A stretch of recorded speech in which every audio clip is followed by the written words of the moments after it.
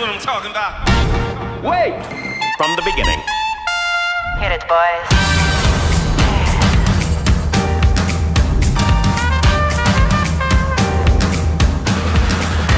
All young men with suits and ties, just sitting in the crowd smoking big cigars. I hope you're ready for the booze and bass. I'm the one, I'm the lady that'll rock this place.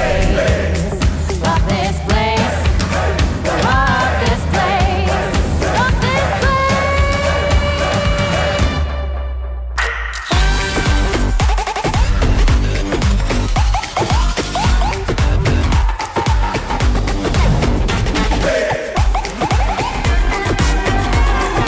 Joint on a corner where the big boys play.